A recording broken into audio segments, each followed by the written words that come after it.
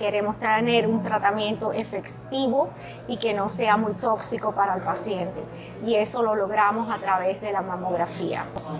A través de los años se ha tratado de mejorar la mamografía con el objetivo de descubrir el cáncer a una etapa temprana, como he mencionado. La tomosíntesis, que también se llama mamografía 3D, es la primera vez que el tubo de rayos X se mueve a través del seno. ¿Qué logramos con esto? Con esto logramos que se tomen muchas imágenes del seno en ángulos diferentes. Todas estas proyecciones se reconstruyen y lo que vamos a tener es que vemos como cortes a través del seno.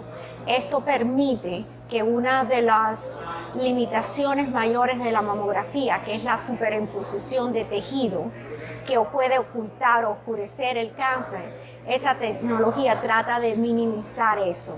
¿Por qué? Porque ahora estamos viendo muchas imágenes del seno, no dos imágenes del seno, como en la mamografía digital, por ejemplo. Con esto logramos detectar más cantidad de senos, de cáncer del seno, y lo que queremos es identificarlo en una etapa más temprana.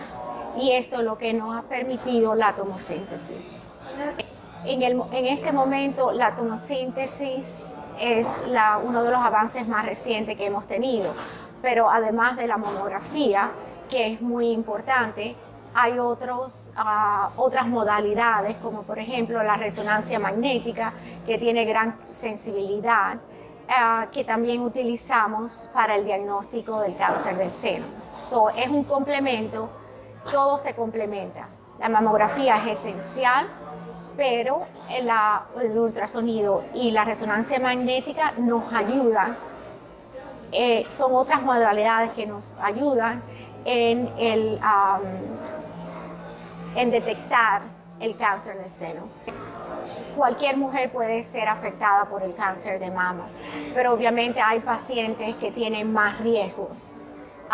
Y estos pacientes generalmente son los pacientes que tienen una historia muy fuerte en la familia de cáncer del seno, tienen la madre, las hermanas con cáncer del seno.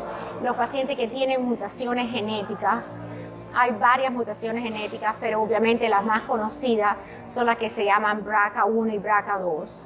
Esos pacientes tienen mayor riesgo de desarrollar el cáncer del seno.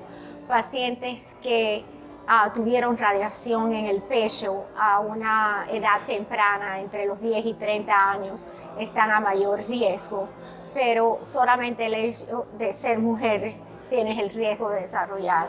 Como te dije anteriormente, 1 en 8 mujeres van a desarrollar el cáncer del seno. Es una cifra muy alta. Es las recomendaciones del Colegio Americano de Radiología.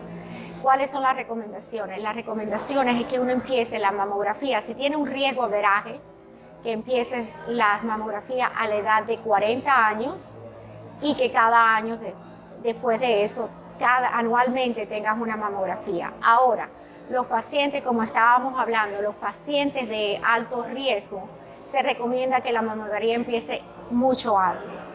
Por ejemplo, si tú tienes una mutación o tienes una historia de familia, se recomienda que empieces a los 30 años y que continúes anualmente con la mamografía. Si tienes una mutación genética, se recomienda que tengas una mamografía, 6 meses después una resonancia magnética, 6 meses después una mamografía, porque tú quieres que el seguimiento sea continuo para si la paciente va a tener el cáncer, lo puedas descubrir en una etapa bien temprana. Si tienes un paciente que tuvo radiación en el pecho, como mencioné antes, ese paciente debe empezar la mamografía 8 años después que terminó la radiación o a la edad de 25 años, pero no antes de 25 años. Un paciente que ya fue diagnosticado con cáncer del seno o fue diagnosticado con una lesión del seno de alto riesgo, por ejemplo las atipias en el seno, debe comenzar su mamografía en el momento en que fue diagnosticado. Esas son las recomendaciones de cuando un paciente, que es muy importante saber eso para empezar los seguimientos en el momento adecuado. Si hay un hallazgo físico, por ejemplo, que el paciente, o sea, la mujer o el médico, descubre algo palpable, tiene que hacerse una mamografía diagnóstica inmediatamente. Puede ser suplementada después con un ultrasonido o con una resonancia magnética, pero lo primero a hacer es la mamografía. Si la mujer tiene cambios en la piel, o sea, la piel está engrosada o está roja o hay retracción, tiene que tener una mamografía inmediatamente porque hay un tipo de cáncer que se llama inflamatorio que se presenta de esa forma, con cambios en la piel. Si tiene secreción en el pezón, que sea transparente o roja como sangre, debes tener una mamografía diagnóstica. Si ya tuviste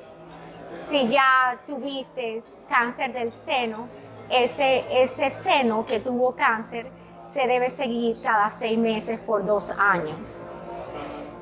Esas son las recomendaciones principales para cuando una persona debe tener una mamografía diagnóstica.